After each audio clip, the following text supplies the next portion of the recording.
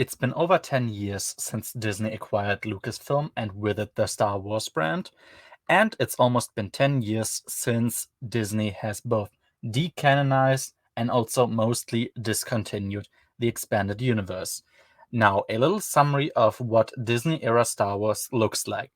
We have the sequel trilogy, which is very infamous at this point.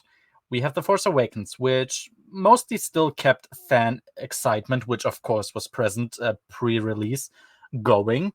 Most of the people seem to very much love it, even though by now most of us are aware that this movie is not quite as good as a lot of people have seemingly remembered it to be. We have The Last Jedi, which is a unique film, you can definitely say. It changed media discourse as we know it forever. It jump-started a bunch of very, very successful YouTube channels who have gotten thousands of subscribers by talking about a movie which fairly had a lot to talk about. And we have The Rise of Skywalker, which by many is now considered the worst of the sequel trilogy movies. I'm not sure I would agree, but it's definitely high up there, and it put the nail in the coffin by not only relying on Palpatine to return to the Star Wars brand a second time, but also by just the virtue of being a very bad movie. Now, we have The Mandalorian as a TV show, with season one being pretty well received. It was a very simple story. It was not as good as probably a lot of people remember it to be either, but it has its little own audience and is mostly received well. Mandalorian season 2 also mostly still well received, I would claim, though people already started to become more aware of how reliant something like Mandalorian was on past Star Wars iterations and its little member berries, whether that be little things like the seismic charge being back or Luke Skywalker returning at the end of the second season. We have season 3, which I didn't even watch, and I don't think there's much to say about that. It seems like a mostly forgotten season, which definitely did not seem to improve the Star Wars story in any way or tell a good story of itself. We have Book of Boba Fett, which as well I have not watched, and I haven't watched anything since Mandalorian season 2 or read any Disney content, just so you know. So take all of my opinions with a grain of salt if you wish to do so. But Book of Boba Fett can, I would suggest, be described as a pathetic attempt to cash in on the popularity of a legacy character. Obi-Wan Kenobi, whoever was still semi-hopeful that Star Wars could be turned around after the sequel trilogy, was promptly disappointed by the Obi-Wan Kenobi TV show. It seemed to be the last straw for a lot of people, even though Andor, another TV show, it seemed to be well received mostly. I have to be fair and say a lot of people said that it was pretty competently done. But Obi-Wan just did a a job that was so poor that even Andor, which seems to be a good TV show, could not change anything about that. Currently, we have Ahsoka going on. Now, Ahsoka, I I'm gonna say I have not watched. From what people tell me it's about, it does not seem like Disney is going on any upward trajectory. I think it's fair to say that Disney is going on as it is or as it has been in the past. Now, what about the books and comics? Well, I haven't read those, I'm gonna admit it, but from the parts I've seen, and fair enough, you can do similar things with the EU, but from the parts I've seen, and it seems to be a running theme in the Disney universe, the books and the comics as well, they don't seem to inspire a lot of fan engagement, at least from what I've seen. They are as much subject to frequent decanonization as the expanded universe was, or let's say of retcons, which is somewhat ironic considering that the broken canon tier system is one of the reasons why the timeline was reset anyway. But well, there you go. We are here now. And so the question now, of course, after my little intro about what the Disney reign has looked like, The question now, and it's a question that is semi-frequently discussed in expanded universe fan circles, is should the expanded universe be continued? Now, there are a lot of reasons why you would want to continue them. There are a bunch of open story threads that still need to be closed, even disregarding all the other stories you could, in theory, tell. I mean, there's just a whole lot of stories that are never finished, whether that's Dawn of the Jedi, whether that's the Legacy comics, whether that's the novels post Crucible, the last book in the timeline, or whether that's even the last Imperial Commander book, if you are interested in that. It could please a lot of fans, admittedly. I mean, there's a lot of fans who want the EU to continue and who would probably at least partially receive what they are pleading for. And I have some sympathy for that. Of course, you want your fans, your customers to be pleased, and there is nothing wrong with trying to make sure of that. And even as a self-serving argument, it could possibly restore a lot of faith in Lucasfilm licensing, which by now is a brand that is very broken and that has in fact lost a lot of respect, a lot of faith, a lot of hope from fans. But the question now becomes, even if you do want the expanded universe to continue, do you want it to continue now? And my answer to this would be no. I mean, as you may have understood from my intro to this video, Disney is not a company that I admire a whole lot. It's definitely not been a company that's known for putting out a lot of high quality content, whether that's from the MCU, from the recent Indiana Jones movie, or from live action Star Wars TV shows. Let's even forget the animation part, or like the cartoons or the animation. I am not into those as well. Like I have no idea how good they are. But let's just look at live action. Yeah, Disney Star Wars has not really proven itself to be a successful brand that can stand the test of time. In fact, it seems as though Star Wars by now has become a moderately popular category on a somewhat dying streaming service, and I don't think that that is the aspirations that Disney had with Star Wars, which pre-acquisition was, I would argue, probably the biggest cinematic franchise to exist. I mean, the amount of pop culture influence that Star Wars had is almost unchallenged, I would say. And yeah, Disney has not proven itself to be a company that can handle this sort of stuff well. It also doesn't seem to have a lot of love for the expanded universe, whether that's if you remember back in the day when Heart of the Jedi was sold unofficially on Amazon, being one of the books that were basically finished but never gotten the green light to be released.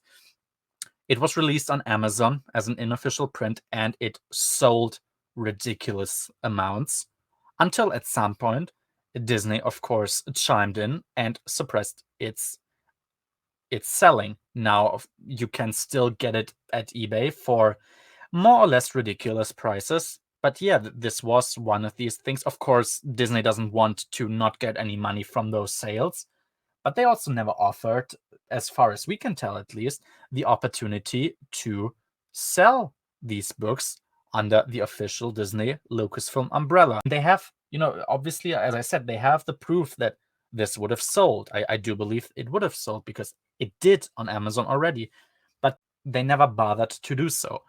And even with current EU things, we have the Essential Legends collection, which, if you don't know, is a rebranded it's a reprint of quote unquote essential stories from the expanded universe.